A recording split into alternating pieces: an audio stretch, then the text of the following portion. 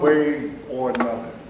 And my deepest gratitude and thanks for all of your support at every level, in every way, all through these years. Because it is a collaborative effort. Without the artist, without the audience, it doesn't work.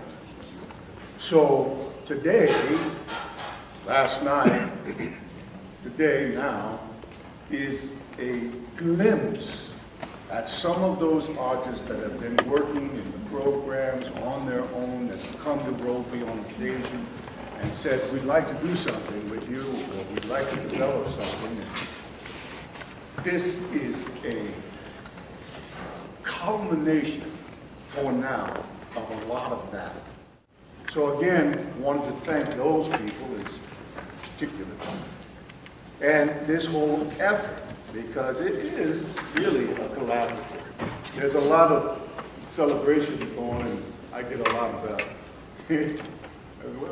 as well as the good, the bad, the ugly. I get a lot of salutes, but I have to say that, you know, I manage a lot of this on paper and in ideology and in ideals, principles, and keeping the vision on the track that Danny Glover and myself had 20 years ago about what we felt was needed in this community to bring our artists to another level that only a collaborative, ongoing training and community could make work.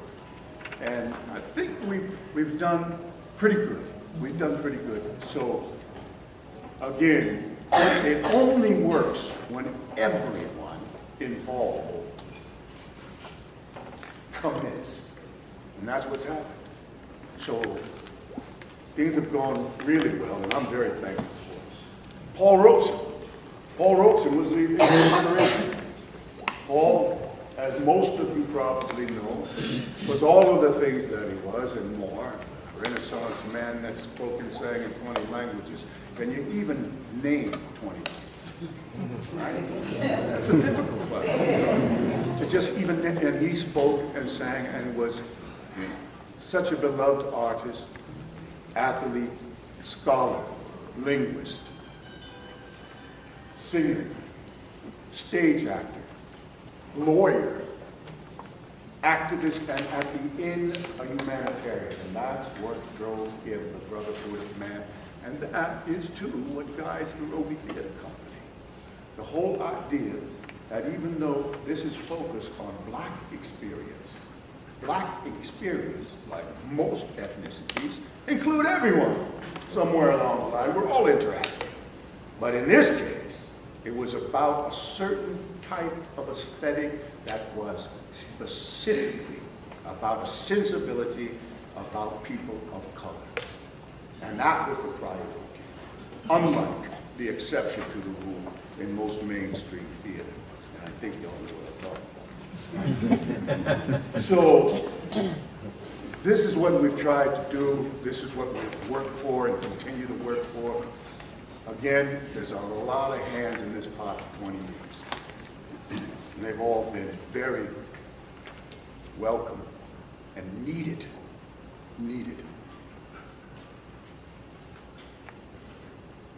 Should thank our board of directors, our board of, some of them are here, yes? Please stand if you're here, the board of directors, Robey's board of directors.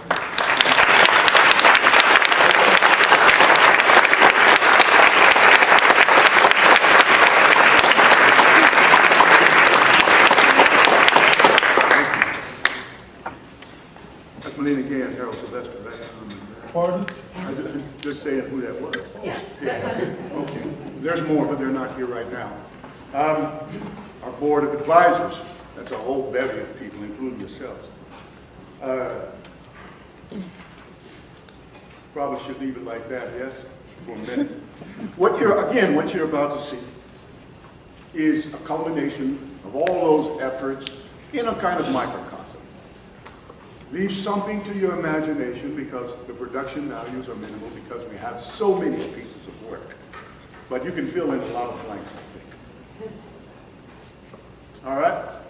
we should close those doors and we can get started.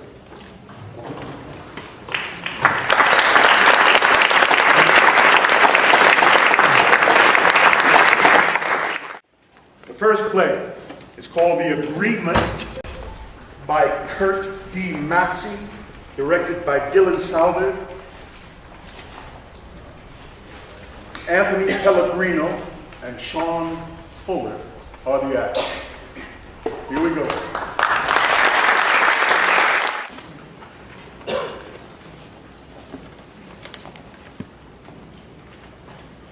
Where are we, Mr. Truman? Not purgatory, I hope. We're in the basement of the West Wing. How about that? President. What? I prefer to be called Mr. President. Mr. Truman, aren't we all equal under the eyes of God?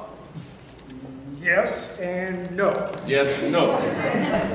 When you are the leader of the free world, when you are in charge of the most powerful entity on the face of this earth, sometimes I get carried away. You're larger than I thought. Should I take that as a compliment? Just an observation. Meticulously noted. We're starting off on the wrong foot here. It was you who extended the invitation, and it was I who changed my schedule to be more accommodating. I know that. Don't start nagging me. You sound like my wife. Let's just stop the wagon train. Stop the wagon train. Just stop it. That's all. Just take things down a notch and relax. I'm listening. You can call me Harry. Harry. I had no choice in the choosing of my name. I'm not going to lie. You may call me Paul, Harry. Good. Always good to get some of the formalities out of the way as soon as possible. Please have a seat.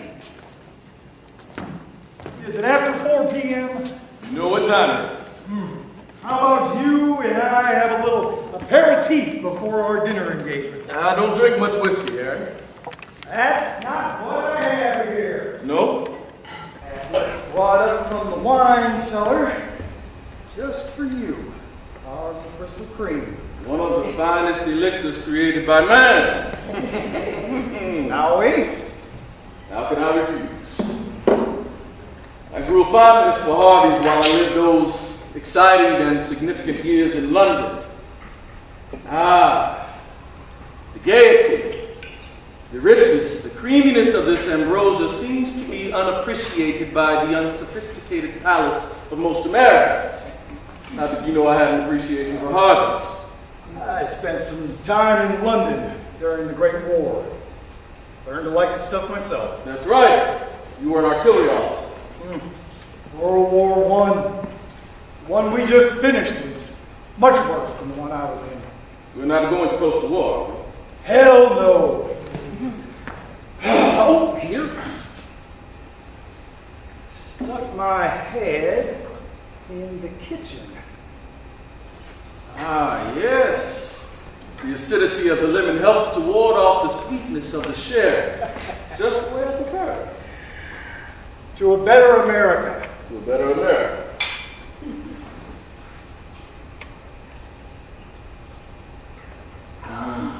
Yes. You know, when Bess and I are in Independence, Missouri, she'll occasionally have a sherry with me at the dinner table. What about when you were here in Washington? Well, that's a horse of a different color. Hence you have this office of seclusion. Better believe it. A man should always have a place where he can privately think and drink. Exactly. How was your day? Busy. I had to attend several busy meetings on the crusade against lynching, of which I am founder and leader of. I'm aware of that, Paul. Thank you. Sounds like you're some sort of president. I had a slightly nerve nerve-wracking breakfast in Alexandria, Virginia this morning. So I heard. Just what did you hear? Some folks wanted to tar and feather you. The daughters of the American Revolution need to realize the times are changing. Did you know I was there? Well, the servants and the kitchen staff covered. I see, said the blind man. Most mornings when I wake up, I wish I was still a Missouri judge, not even a senator.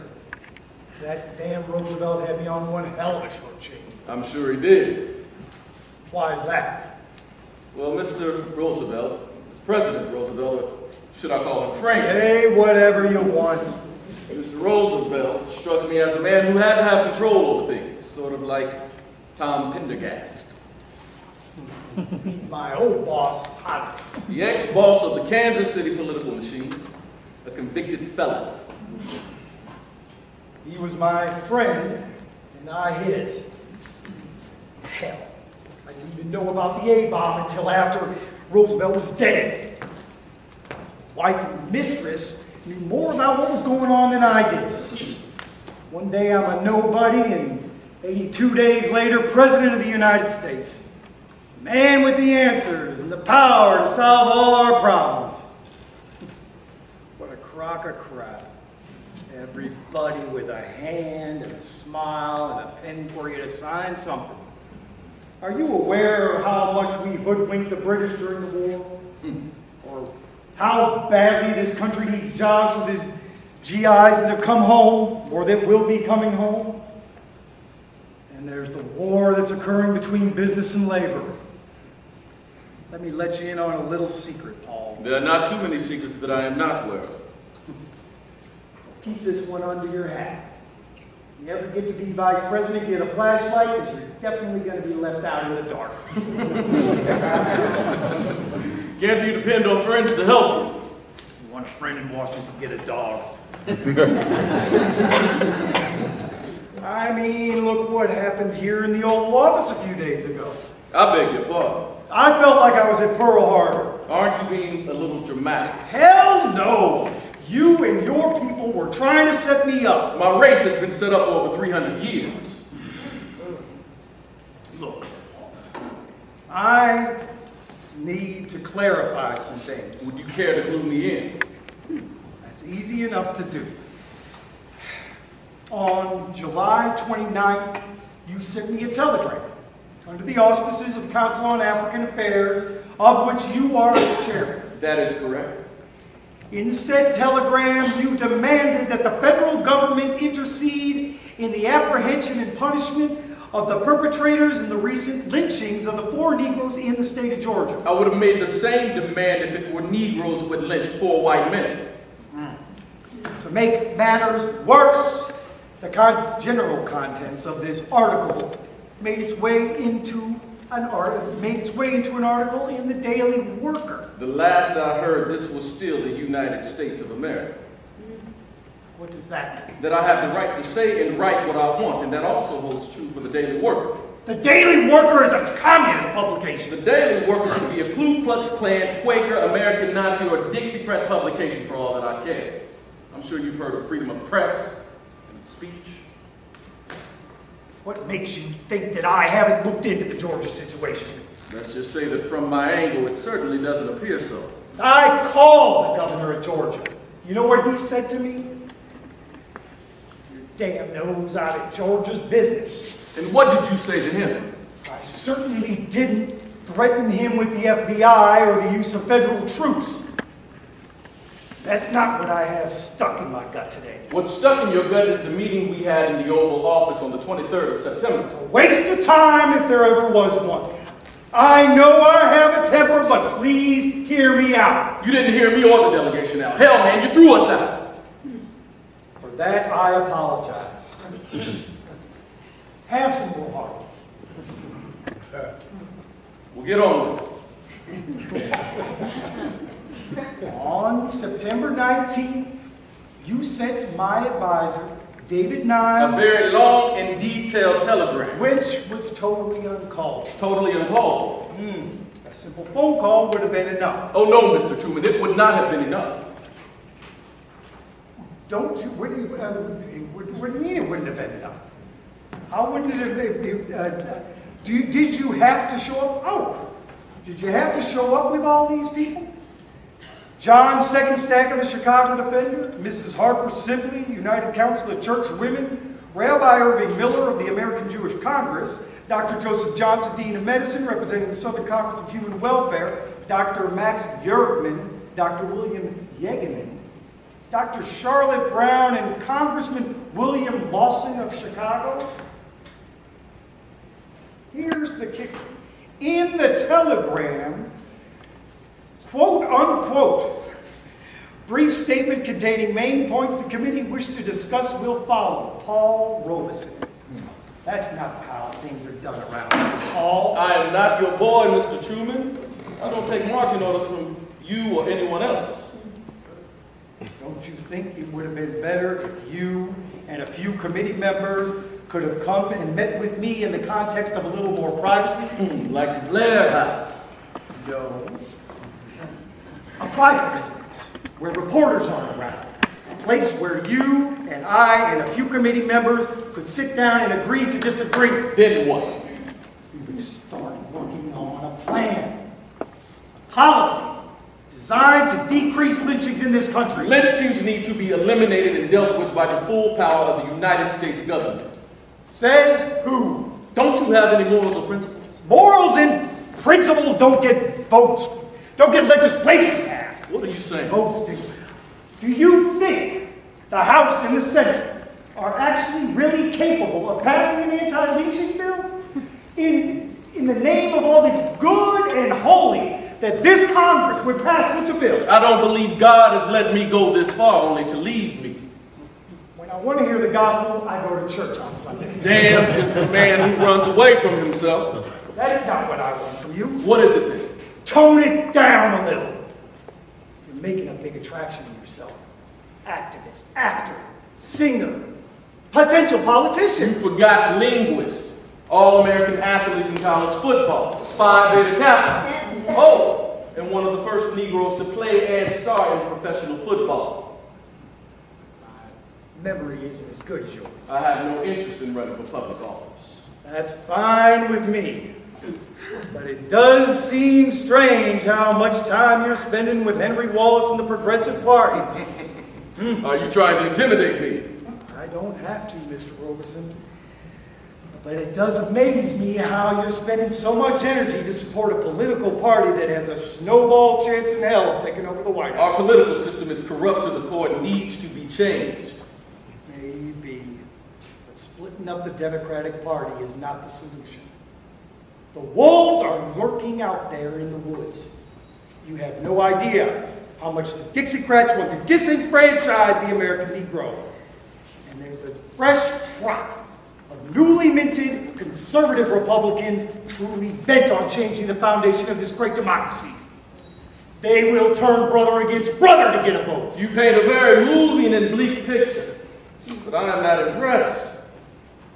The American Negro has given this country his loyalty and blood only to receive empty and broken promises in return. As for me, I intend to be critical of your administration like white on rice. My voice shall not be silenced by you or anyone else in this country.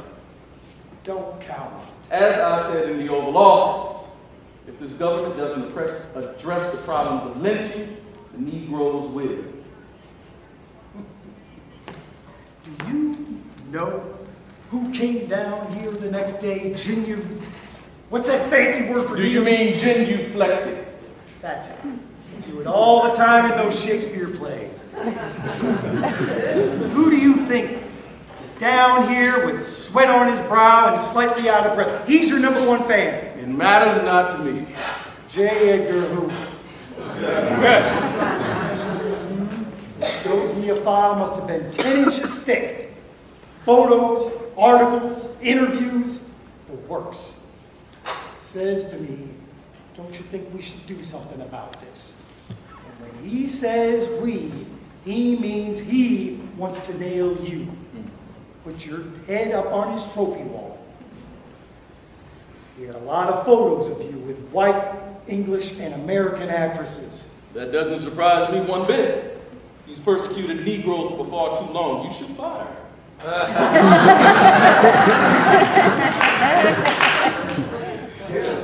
He has more power than you think. You know, old Tom Pendergrass once gave me a word of advice. He said, better to keep your enemies close at hand rather than have them banished to an isle. It's easier to keep an eye on them. Back in 1943, a few congressmen made accusations that David Niles was a communist. Or rumor had it that Hoover had his hand in the pie. That was before I became vice president. But when you became vice president, you started to keep a file on J. Edgar. What you just said makes sense. I cannot, as you say, tone it down a little. I must use my voice and stature as a clarion call to show the injustices and discriminating practices raining down upon my people as if they were Noah on the ark. That's right, your father was a minister. And so is my brother. What does the ark have to do with any of this? I'm talking about you giving me a little more room to maneuver in the political landscape. It can't be done. It can't be done, or do you mean you won't do it? Take the even, take the odd. We will not bend to your wishes, Mr. President. Sit tight for a minute. Just give me a moment. Hell, I can't tell you how many folks in my family before the Confederacy.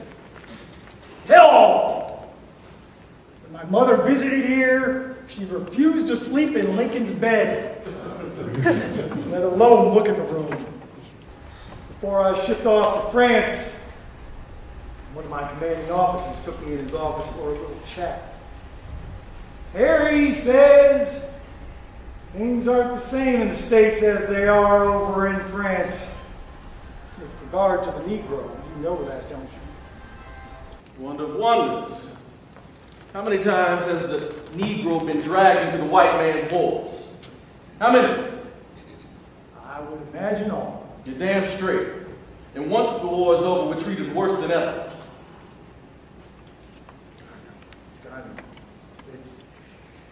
I do what I can. I've seen black soldiers killed in France.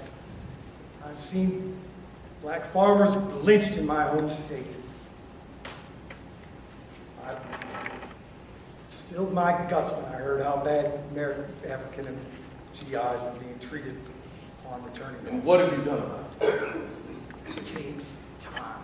Unfortunately, Mr. President, time is running out. I'm in the process of forming a committee on civil rights. And the committee will come out with a report in several years, which in turn will be tabled for future adjudication. I'm sure you've heard of executive orders. Don't tell me how to do my job. Then step up and do it. You know, old Tom had another piece of advice for me. You sound like he's Socrates. He said, don't piss all your piss in one bucket. But you don't know how many fires you might have to put out. I'm sitting here listening to the President of the United States extrapolate about urine. Can't shove executive orders down the public's throat just because they may be a bunch of ignorant jackasses. How dare you speak about lifting so lightly? I know and you know that this country is going to be in another war sooner than we might think. World War III? If there is another war, it won't be started by our brothers in Russia. The point I'm trying to make is that if there is another war, not World War, a little war, okay? I plan on fully integrating all branches of the armed services, treating all servicemen fully equally. And how do you plan on doing that? I'm the goddamn commander-in-chief. I'm going to do it by executive order. But not lynchings. How poor are they that have not patience? What wound did ever heal but 5 degrees? You quote Shakespeare and Iago at that. Thought it would catch your attention, I'm impressed. but you can't schedule a series of concerts without political interviews or commentary or extended. I haven't seen any pigs flying as of late. Have you? You know, most folks think New Jersey has good racial relationships with its Negroes. But like Sporting Life says in Porgy and Bess, it ain't necessarily so. It is in Alabama and Mississippi, but there's always room for improvement. Wouldn't you agree? Fairness is difficult to achieve. Therefore, always leave room for improvement. When I was a student at Somerville High School, I lettered in baseball, basketball, football, and track. No matter the sport, I could always hear the word coon echoing in the stands. I sang in the chorus, performed in Julius Caesar and Othello. I got along with most of the kids at the school, but the principal, he had got along. Although I was at the top of my high school senior class, no one told me about the 4-year competitive examination scholarship for Rutgers University. Bastard. I do hold myself as of some importance because I am a proud man. You must have found out. Why is that? You did go to Rutgers on a 4-year scholarship. The maid who works for some rich white folks told me. I can't tell you what some of my fellow Rutgers students tried to do to me. From dog and human feces in my gym locker to false accusations regarding my character. Believe me when I say college was much worse than high school. It's time to leave. I guess you want me to go out to California, sing some monthly concerts at the Hollywood Bowl, do a few movies, play a sharecropper or a butler. They still like you out there. San Francisco, Honolulu, Scarlet's Wine and Sunshine. Doesn't that sound appealing? Let me tell you about California. There's a godforsaken town out there, in the middle of nowhere, named Fresno. Friends and I are walking to a restaurant to get some food. The white man comes up to me and says, "Sorry, but we're not served." And I say, "But you are served. It's 4 o'clock in the afternoon." He makes a step towards me and I to him. And my companion says, "We better watch ourselves. This town is bad news." While I walk back to the car, I realize how deeply racism truly plagues our country. I might as well have been in South Carolina. I'm going to stick on you like fly on fly paper. So be it. An itch I can't scratch. Something like that. Do we have an understanding, Paul? Yes, sir. To agree to disagree.